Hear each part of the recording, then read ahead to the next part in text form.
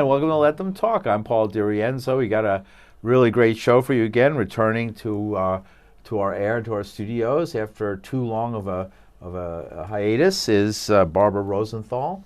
Welcome, Barbara, to Let Them Talk. Welcome back to Let Them Talk. Great to have you on. Thanks for having me back, Paul. Oh, great. Oh, you told me that you had another version of your book, and we had to talk about it. You're re-releasing it as a new version. So is that why it's called Wish for Amnesia? So you can forget the first. No, I'm only joking.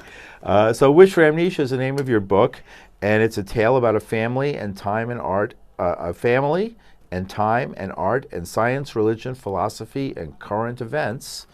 And it's Barbara Rosenthal, who taught writing for 22 years at the City University of New York, who's written at least 3 previous books, and belongs to the Unbearables Literary Art Performance Collective in New York City. And Jim Feast has been on, and some of the folks who are going to be at your event. Bonnie Finberg has been on the show a couple of times. Oh, good. Right, so we've had everybody on, right, from the Unbearables, right? Good, good. And your book is Wish for Amnesia, is a modern-day mix of futuristic fable and historical fact that follows 6 idiosyncratic characters in New York and Rome from 1968 to 1985. Hippiedom to Halley's Comet. It pivots around Jack Rubin, son of Holocaust resistance workers, who develops a messianic complex as he struggles to be as exemplary as his father. Well, you can tell us more about the book. So it looks fascinating to me, and I like the way you have it laid out. As usual, it's almost like poetry because you're a poet as well. And so thanks for maybe also. Well, the opening, I guess, or you're gonna have a spoken word event that we're talking about, right? Media Poetry at Printed Matter, and that's Friday. The 28th. April 28th, I have the right date, right? And that's going to be at Printed Matter, which is 231 11th Avenue, which is near West 26th Street. I guess it's close to the 23rd Street C&E station, and that's in Chelsea. And so that'll be Friday, April 28th. Media Poetry, an evening with Barbara Rosenthal and friends. And you're going to have yourself, Bonnie Finberg, we mentioned, Colleen Fitzgibbon, Prudence Scroob. You can tell me all these people, Jeffrey Cyphers Wright, Deadly Chaps Press, Xanadu Press, and Media Loft. And Deadly Chaps Press published your book, and Joseph Catello was also a guest on the show. Excellent. So, right. Small world. It's small world. So tell us, Wish for Amnesia, is this based on a true story? Here it is. Yeah, we can show people. What is truth? Boy, you baited me with that. That's the issue of the day, isn't it? Yes. Yeah. Well, the book is about a search for perfection by all of the characters and how they manage to destroy each other and everyone and everything around them as they search for some type of external perfection. Mm-hmm. The ideas in the book came variously at different times. It started out in around 1977 with a novel that became cannibalized. It was called Color Wheel. And then I started pulling apart some of those things between 77 and 1980 when these things started coming into some type of focus a little bit, but it's been a kind of 40-year gestation period, and they would be a phrase to write the book, basically. 40 from 1977. The first, from 80 to 85, the first complete draft was vaguely put together, but there's trunks in my loft that have loose leaf binders and various unrelated pages that I keep putting together. And then at some point I started putting section dividers in, trying to figure out the philosophy of the book in terms of people's comprehension of time and space, and what's real and what's not real, and which characters are supernatural and which are trying to deal with. Is it a mystical book, or is it a science fiction book, or? It crosses all the genres. I'm calling it literature, and there's a lot of games in it that the readers can play. Over the course of time, as I was developing the books, I began to see relationships and funny things and things that I could make happen because all the arts. I mean, you're God. You can have whatever miracles. Didn't Donald Trump say that? Celebrity is like God, right? But see, when you scratch a human being, we're all somehow we're all like underneath. But I know Barbara Rosenthal. It's a fascinating story. Tell me, who's your favorite character in the book? Do you have a favorite character? They're all disgusting characters. They're all disgusting. There's not one who's, but you can still have a favorite character who's disgusting. Well, the real hero dies almost immediately when we meet him. It's the brother of the best friend of the main female character, and then everyone else kind of sort of goes off trying to figure out how to make things perfect until this spirals off into absurdity. What is perfect? Everyone. How do you define perfection? How would I find this perfection? Well. How do I waste my time searching for it if I can never find it? I've actually addressed this question in a number of my works. The provocation cards pieces have reality is what is the most perfect because nothing else actually made it into reality. Right. So that must be the main, the best thing because it's, everything else fell by the wayside. Sure.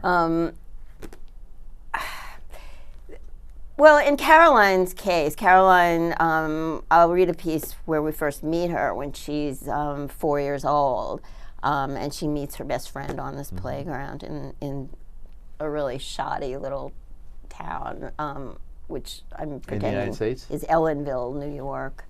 I've heard of it. Yeah, I didn't grow up in Ellenville. I grew up in Franklin Square.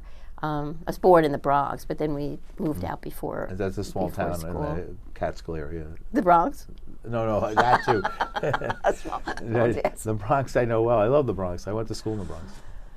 I taught there.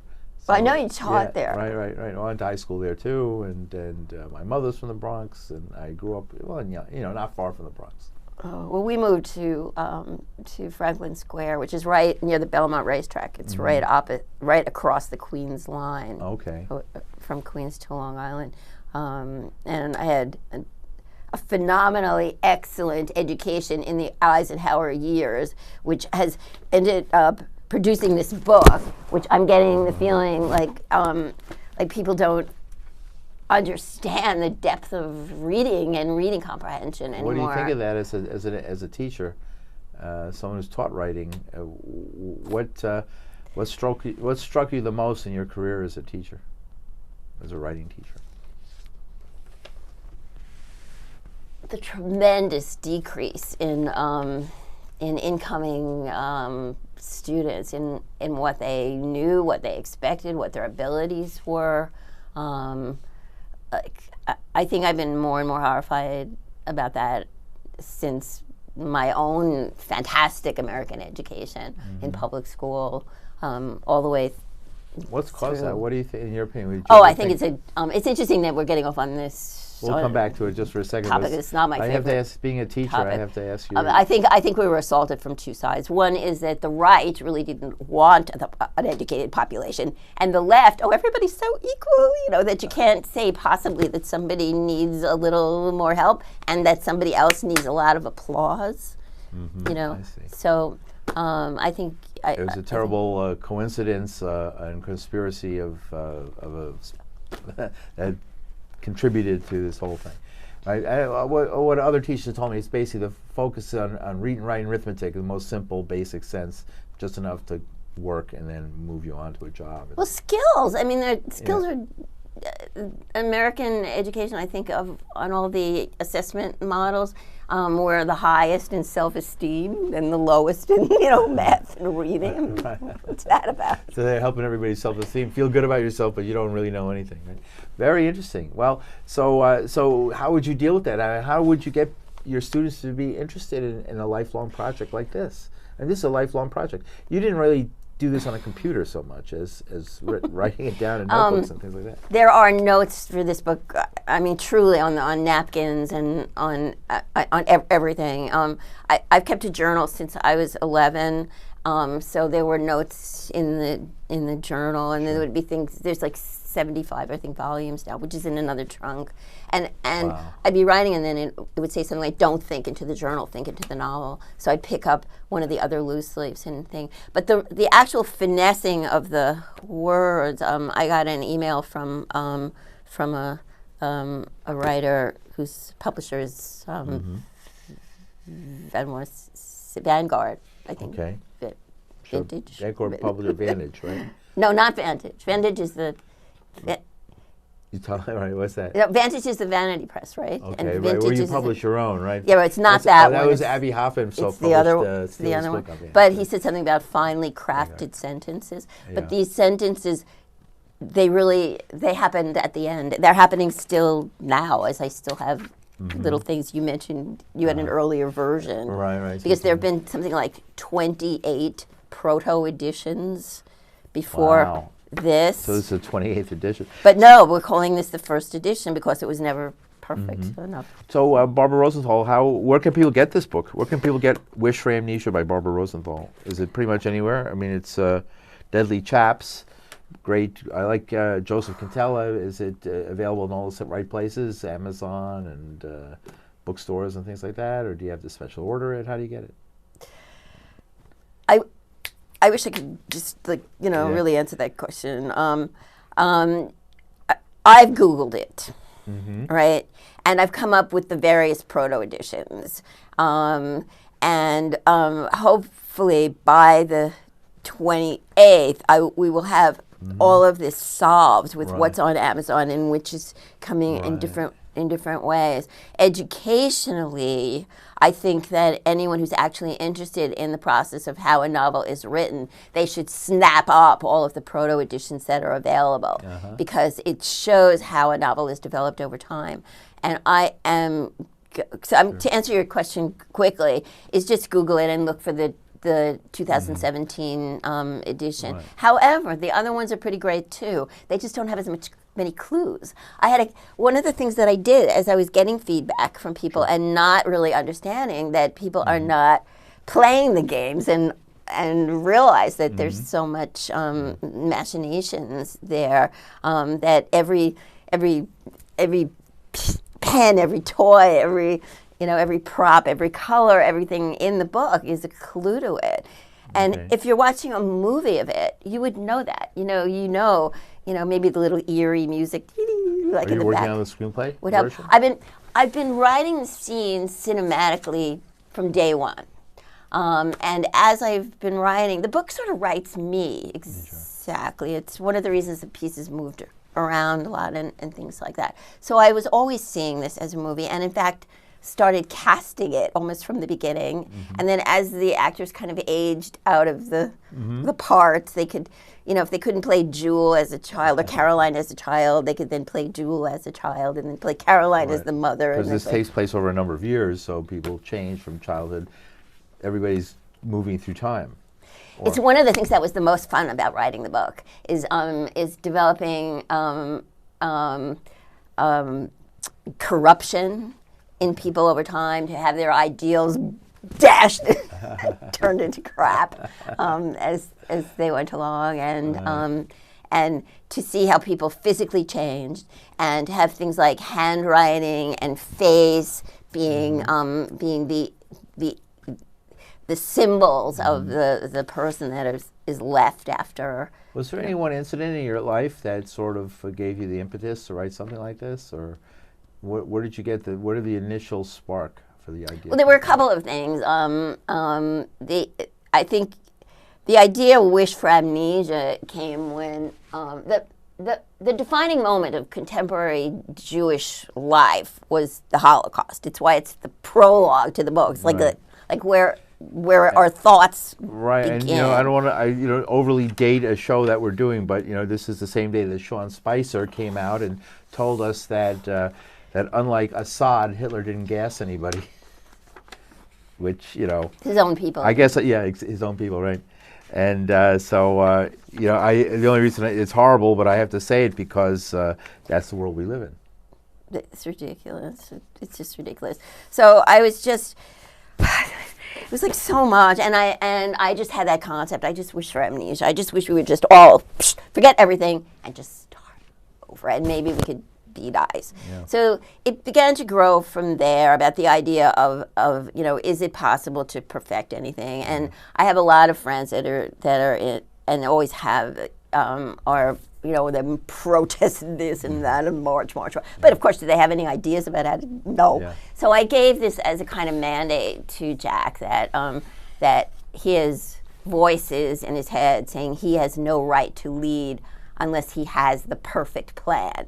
Either you know what you're doing or shut up. Okay. And he's got these voices telling him that. So he rises through being a hippie leader, and since he's thinking about the perfect human being, he has to think about genetic engineering and then what might be out there with other planets, and sure.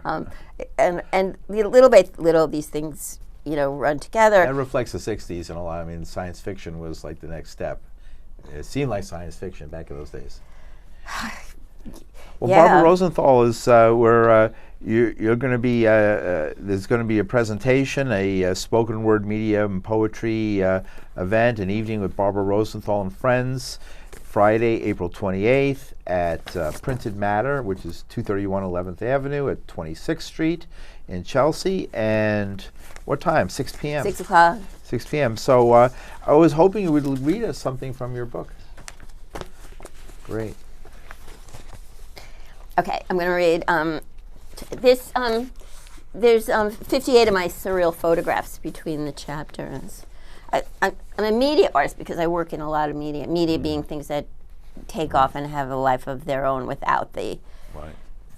For a writer, your occurrence. house is a photography studio. I visited you at your house and saw the photography studio everywhere. It's all conceptual photography, so I'll Right. just store it. I mean, I start with a 35 millimeter camera. I'm restless and productive, and you can, if you take 40 years to do something, you can get a lot of other things done at the same time. Right. You don't have to do it constantly, incessantly, all the time, right? Other things too, right? Yeah. Well, like one of the things that happens in this book is that I figure out how different characters perceive time. And the character Beatrice, who's an artist, perceives it over a real span. And I think not because this character is an artist, but because they're all me in some way or other.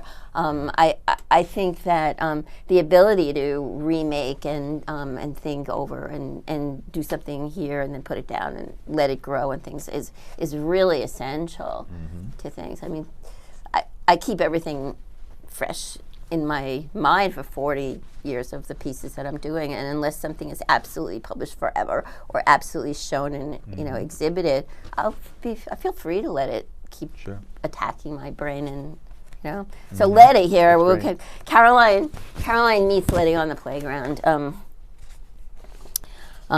This is a scene that sets a person's character, and I don't know how many minutes to read, so just say, okay. When Caroline was 4 years old, she stood with her mother one late gray autumn afternoon on a chilly, dreary, earthen suburban playground in Ellenville, New York, north of the city by an hour's bus ride few of Ellenville's townspeople ever cared to make. Caroline was cautious, non-committal, even-tempered at this early age. She stood in a reluctant stance, a child of average build, dull, honey-colored braids plaited as tight as possible into wet hair every morning by her exacting mother and fastened with mismatched rubber bands, no bangs. She wore a faded red and tan plaid cotton dress with white Peter Pan collar, a hand-knit brown and green sweater with front zipper and cowl, new thick maroon woolen knee socks, and old oxblood Oxford shoes. Buster Browns, repolished many times, passed down from older cousins. New shoes were a luxury Caroline experienced only twice before her teens, and it had been white sneakers both occasions. Her face was pale and unfreckled, undimpled, unmarked. She cradled a few objects in her arms, a small brown paper bag, soft and wrinkled from reuse, but untorn and rolled at the opening, a worn Raggedy Ann doll, no dress, all joint seams resewn, a large yellow golden dictionary, a natural sponge trimmed to an artificial ovoid, and a tiny porcelain cup from a child's tea set. In the brown bag were 2 unbroken wax crayons she had found the day before, and a Rome Beauty apple from the overhanging bough of a neighbor's tree. Beautiful. And we can come back and let's talk about what you read up till now. So that you're introducing a character in this one, a new character in the story. And who is this character most like? Where did you get the idea for this character? Any one place or a number of different places? Or is it you? They're all me. They're all you. I learned that when in high school about Siddhartha, about the Hermann Hesse's book, Siddhartha. And I really loved that idea, the mysticalness of kind of splitting a personality into many different facets. I'm interested in personality analysis and development, and I look at people like character studies, and sometimes, maybe too often, I actually tell them what I see, which, no. you know. You're scaring me. We're live. Well, so you're an expert on characters, right? Well, I think it's a novelist, thing. That's what the heart of being a novelist is and character. Develop the characters and the people. Yeah. What's the thing that motivates? What's the motivation most for? There are different motivations. What kind of motivations do your characters have?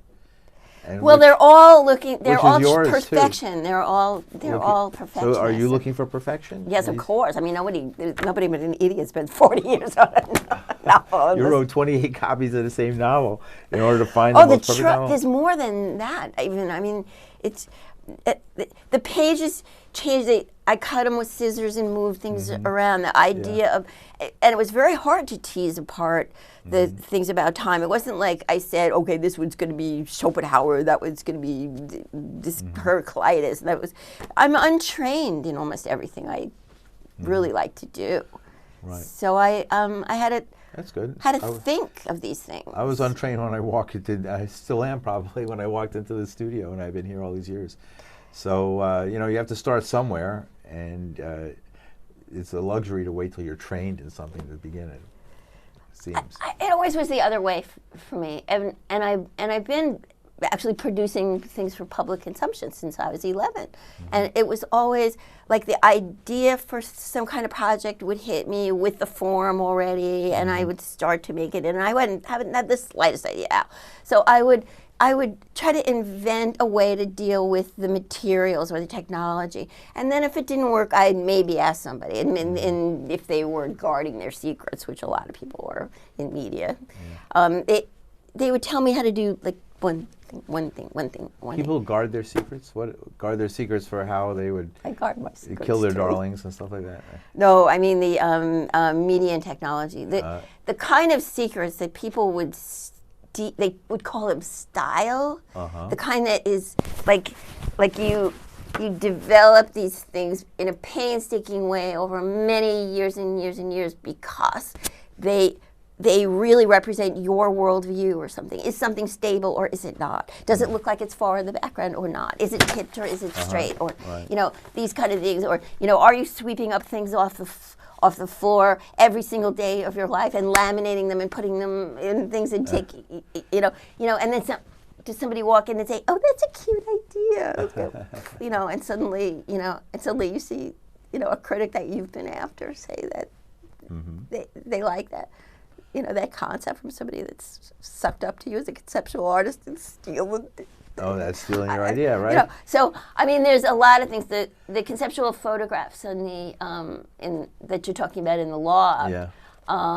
There's very little I'll say about how I form. Yeah. Quickly, we have about a minute and a half. Oh, did you want me to? You don't want me to read? Yes, read something more. Read something Okay, more. I'll read something real quick from when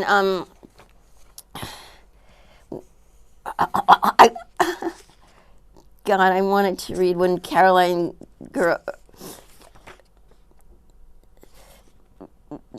Caroline Sketchpad. She becomes this terrible mother. Caroline slouched in the living room on a large wingback chair left in the house by former owners. The beautiful child, Jewel, cooing on the floor. This is her child now. Playing pretend with miniature dolls and bedding, blocks and carts, and delicate pieces of finger-sized furniture. She groped around for a part of a mismatched Minikin tea set.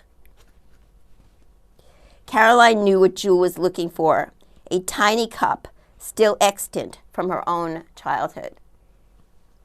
Do you remember the cup, everybody?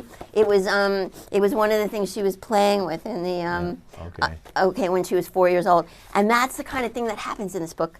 The objects, like the way they do in your own life, you know, like you've had something that you had there as a child, or you lost a pen and suddenly it shows up somewhere else, or these kind of things. It comes back into your life. Yes. So like but then you're a different person, and it means something different maybe, or it brings back a memory of something, right? I've had that happen. I've had that walking down the street. I haven't walked down in years, and then you feel like I haven't been here since I was a kid on this street. All the memories start rushing back. So, all right, great. The book is Wish for Amnesia. And just get it online. Just get it online. You'll either get the publisher's website, or there is a Wish for Amnesia website that was purchased this week that isn't up. But you can get it. It will be. Just search for Wish for Amnesia, Barbara Rosenthal. And the event, though, come out to the event, and it's Friday, April 28th at Printed Matter, which is 231 11th Avenue at West 26th Street in Chelsea, near the C or E train 23rd Street stop. And you can find out more information at printedmatter.org. And we have to thank Joseph Quintella from Deadly Chaps Press for his work in producing this. This is great in publishing this book. Hey, Joseph. Congratulations, right? And if you rewrite the 30th version, we'll have to have you on again, Barbara Rosenthal. Thanks for joining us. Anything you'd like to add in the last 20 seconds? Buy the book. All right. And post on Goodreads everything you read about it. The reviews are coming out. Review it all. Yeah, we need reviews. They're very good. One from India came this week, and one from Australia came this week. Oh, congratulations. Yeah. All right, great. So read the book. They like it in Australia. And Ragazine likes it in New York, too. And it's, little